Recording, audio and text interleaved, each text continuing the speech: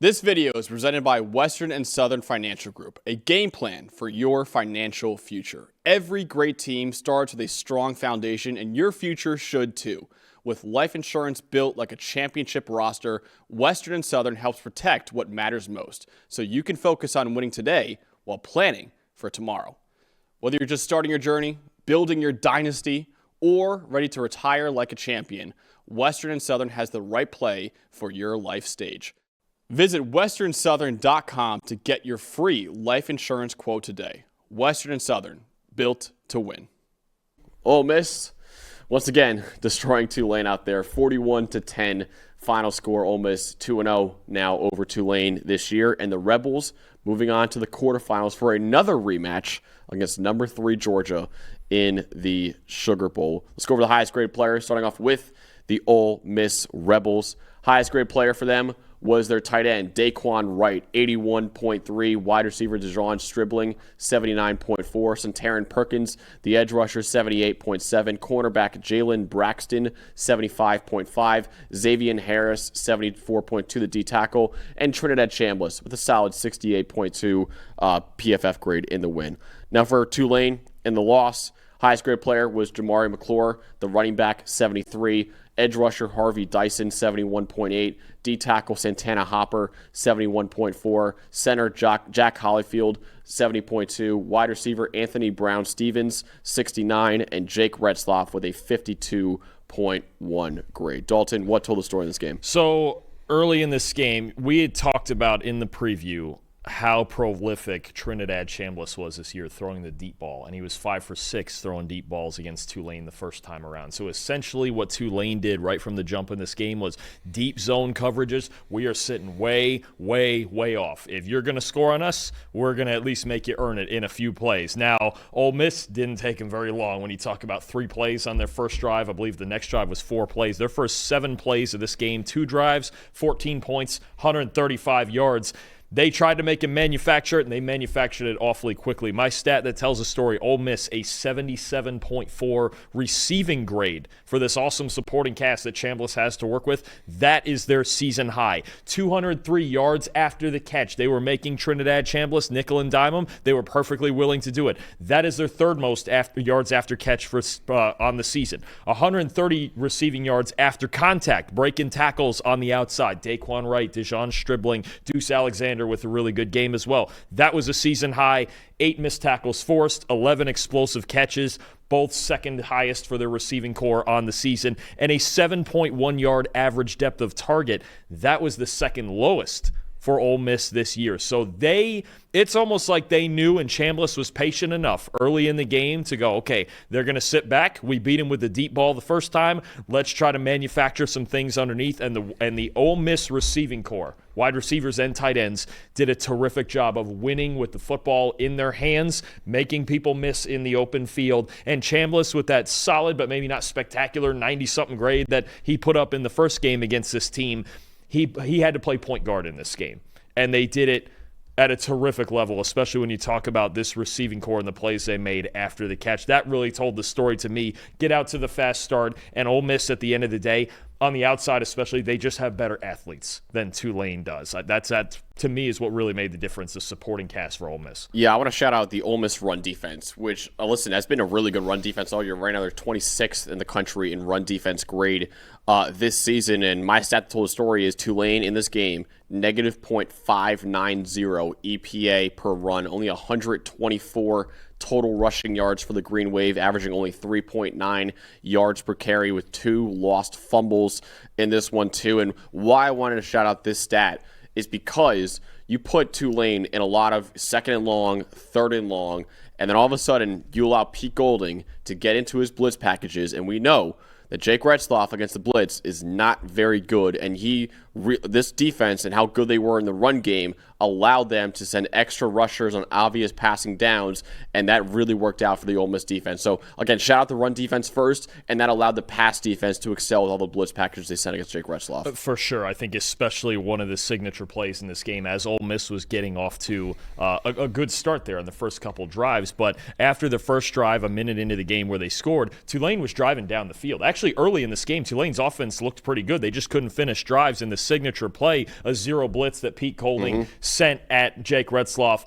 threw it a little quick, kind of got panicked in the pocket, interception, turnaround, Ole Miss scores 4 plays later, and you've got a 14-0 game, and this Tulane team is just not built to really come from behind and just drop back and throw the football like that. So I think you're absolutely right when you talk about stopping the run first and foremost. They didn't let Tulane get to the edges very often in the run game as well. We talked about how that has really been the key with Jamari McClure out there, who was their highest graded player, but how often can you get him to the edges? It wasn't great. Ole Miss just, I think on both sides, the team speed for Ole Miss was a real problem for Tulane in both of these games that they played. Obviously, a combined score of 86-20 in the 2 games is going to be a lot of problems, but I think that's the big thing is that Ole Miss just a faster football team. That showed up to me on both sides of the ball. But Tulane early in this game, they had some chances to make a game out of this. Their first 4 drives all went into Ole Miss territory, and again, just didn't finish. You have to go in on the road against a really good team and play darn near perfect football, especially when they give you those chances. Eventually, it became a runaway, but I think there were some missed opportunities early on for the Green Wave. Yeah, Jamari McClure, and why he's the highest grade player, if anyone's wondering out there. Yes, he had 84 rushing yards, which is not a lot, but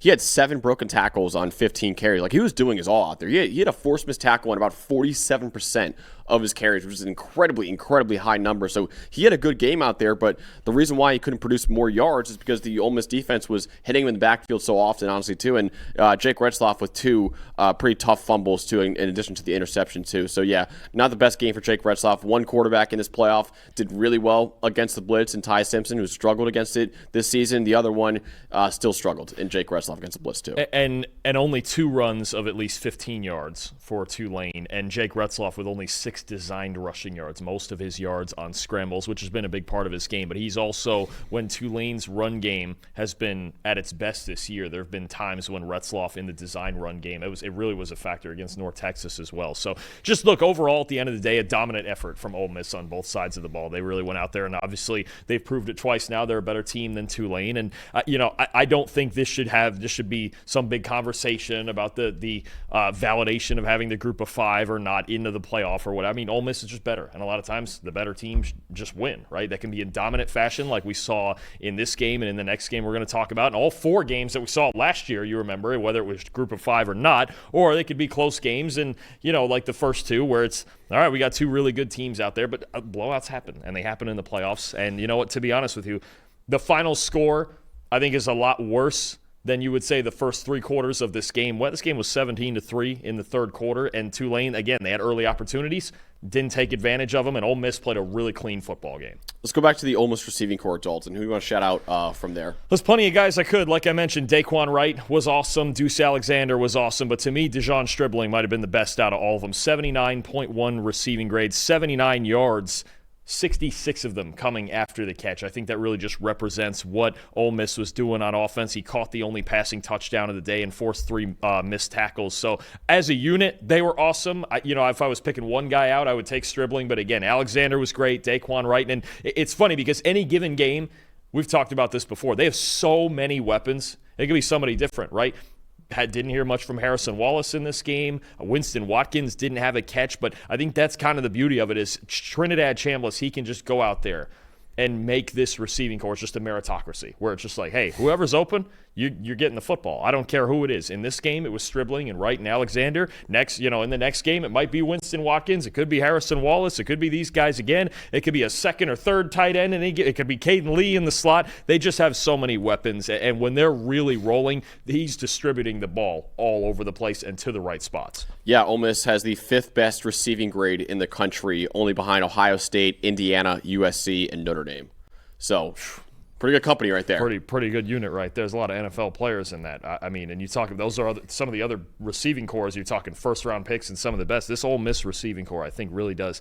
It feels like it doesn't get talked about enough. There's no, true superstar, but like you said, there's so many just really good players. Right, and the right quarterback to distribute it. 12 different guys got a target in this game. And just about all of them, you legitimately go, you're like, oh, that guy could house one. I mean, they just have so many great players, and it's what makes them so hard to defend on the outside. I want to shout out Pete Golding for my most impressive in this one, honestly, because his first game as a head coach at any level, came in the first round of the playoff. And yes, I know it was against Tulane, but I still thought Ole Miss came ready to play in this game immediately, which, there's some people who are a little worried about how Ole Miss would look without Lane Kiffin there on the sideline and Pete Golding in his first ever game as a head coach in this massive of an environment of a college football playoff game. And he passed his first test with flying colors, honestly. So a great start to the Pete Golding's tenure as Ole Miss's head coach, because of course he is the permanent head coach, not just the interim head coach for Ole Miss now. Great game plan. His defense absolutely shut down what's been a really good Tulane offense this year, and now you got another rematch for Ole Miss against Georgia, so we'll see how he does in that game. But want to shout out Pete Golding because it is not the easiest first ever game. Usually Dalton, coach's first ever games come against a cupcake opponent, and like week 1, he had a college football playoff game at home with all the pressure on him. If they lost this game, Ole Miss fans would have gone crazy, honestly. So Pete Golding, again, passing his first test with flying colors. And what a fun bit of symmetry. He gets to try to do the one thing that Lane Kiffin couldn't do this year, and that's beat Georgia. Almost fittingly. Isn't it? I mean, look, that was a great football game. Georgia's obviously probably going to be favored as the higher-seeded team and the team that won the first time, but that was a really fun game. And they only lost that one by 1 score. And Chambliss, great for 3 quarters, not so great in the fourth quarter. If they can put together 60 full minutes against that defense, you never know. And the fact that those two teams know each other and we have the first game to go back and look at, I think it's going to be a ton of fun to preview. Yeah, absolutely. Yeah, Pete Golding, Tulane versus no Lane, and no Lane wins this game, 41-10 over Tulane. All right. Everyone's got takes. Numbers have truth. And the truth is, most people are betting with emotion. Sportsbooks feed on it. TikTok gurus sell it. The hype machine runs on it. That's how you lose. PFF is different. You're betting with winning data. The same data trusted by all 32 NFL teams and the sharpest minds in the game. PFF betting tools take every prop, every matchup, every angle, and run them through our custom models. Built on the best football data in the world. What comes back is your edge. Simple, sharp, and built to win. Want to go deeper? PFF puts a pro-level analytics department in your hands, giving you the same insights teams use to find every advantage. Build your game plan with matchup analysis. Project every snap, every matchup, and every edge before kickoff. Because the smartest plays start long before Sunday. Hit rates show how a player performs against their prop and against defenses built the same way. It's the data that gives you real confidence in every pick. Next, Key Insights translates PFF data into the story behind every matchup, giving you the why that powers your bets.